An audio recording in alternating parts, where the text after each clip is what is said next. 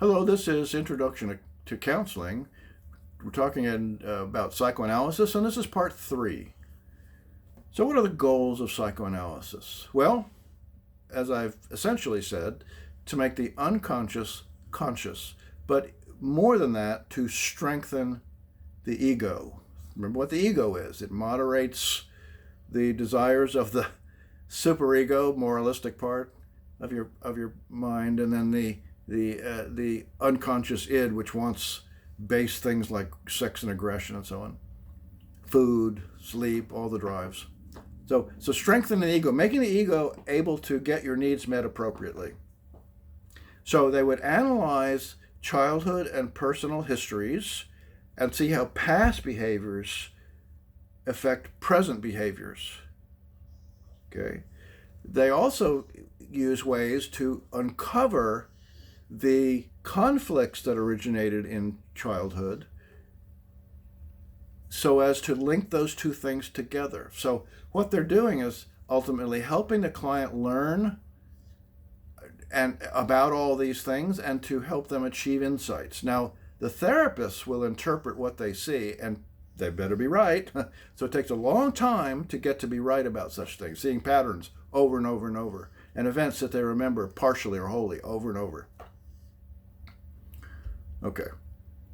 What a client says and what they don't say are perhaps equally important to Freud. Hesitations, Freudian slips, things you didn't mean to say that come out and are revealing in some way. All these things are taken into account.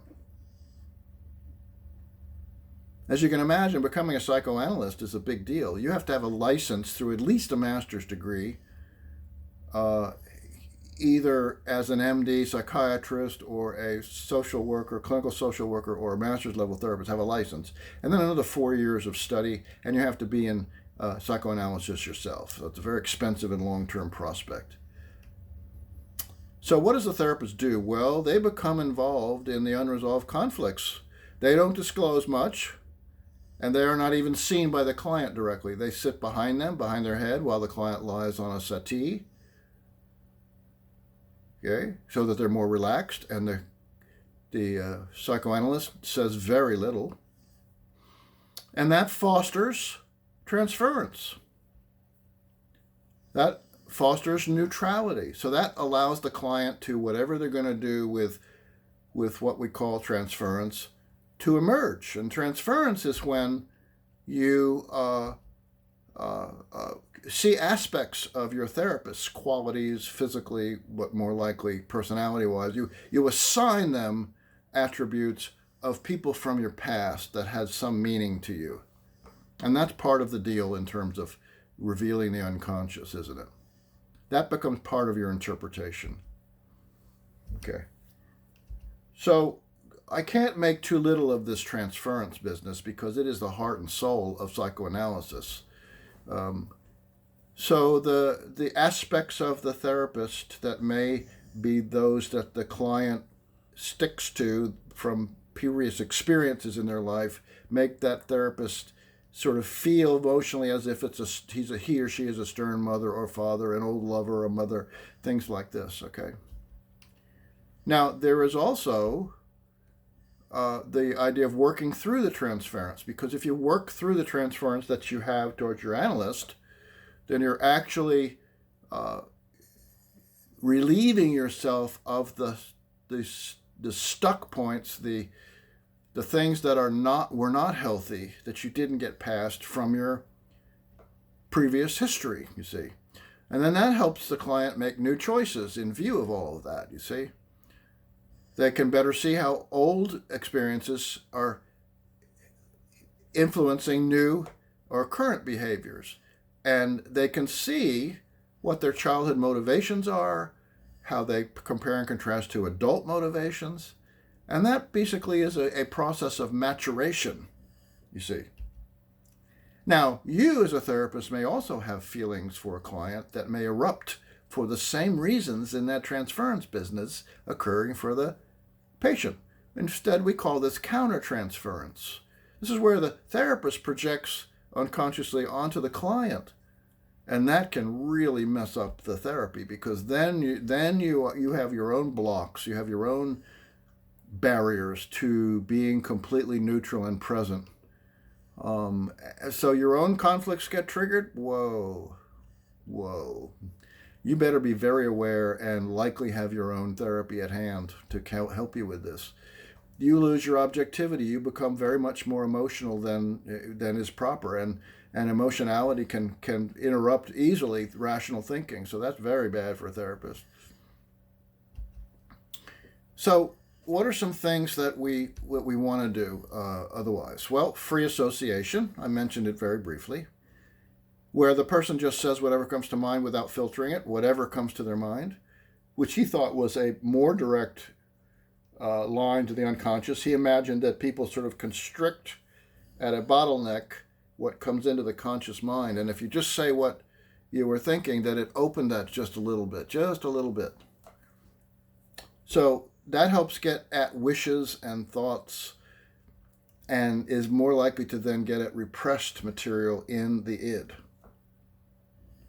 And you're listening as a therapist for hidden meanings and patterns, yes? Now, the therapist is the one who makes interpretations, not the client. They translate the client's materials, and they interpret the material that the client can tolerate, probably in stages more than just suddenly out with it all. They tease them into, and that's my word, tease them into sort of entice them, I guess is a better word, into having the insight, yes?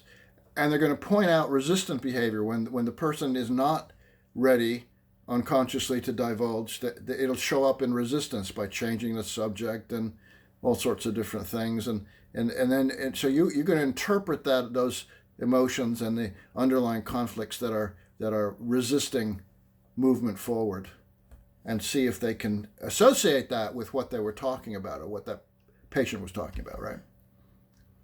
So what are the strengths of this kind of therapy? Glad you asked. Well, there's transference and countertransference. That's very useful. It is true that we have things from the past that get stuck in our gullet, if you will. We do have defense mechanisms. He gave us those. The client gains insight, that's for sure, but I will tell you that a lot of people, including me, don't believe that insight alone is sufficient. We believe that insight alone is insufficient. Client will gain insight, though. Learning from their personal past, and it is a comprehensive personality theory. It's really even a developmental sequence that he came up with, isn't it? So what are the limits? Well, it takes too long, it's expensive. There's not much interaction or real relationship that models a healthy one with the therapist, which is an important part of the third force kinds of therapy styles, which we haven't yet to talk about. The therapist is in control, not the client. That's a lot of people don't like that. I don't like that. It's very subjective and untestable theory and methodology. Very little on behavior and cognition, and sometimes it's just wrong. Yeah. Now, there are offshoots, the neo-Freudian styles, and the big one is psychodynamic psychotherapy. So, although many of Freud's ideas have not stood the test of time, others have, and have been incorporated into more modern versions of psychoanalysis, and have given rise to things like psychodynamic psychotherapy. Okay? So, the neo-analytic movement is dominated by psychodynamic psychotherapy. And the word is good, psychodynamic. They no longer write much about, things like id and ego and superego and so on. And they don't go into an endless archaeological dig into forgotten memories and dreams and so on. But, thankfully no couch, fewer sessions, they face each other, those kinds of things. There is, however, an emphasis on early relationships and their influences. So it's a look at how past has affected the future. So there is talk about that. And it depends on the therapist as to how much they wish to incorporate in other ways from original psychoanalytic thinking. That's true. So that's probably short shrift attention paid to psychodynamic psychotherapy, but there are reasons to go short on that. So hang in there.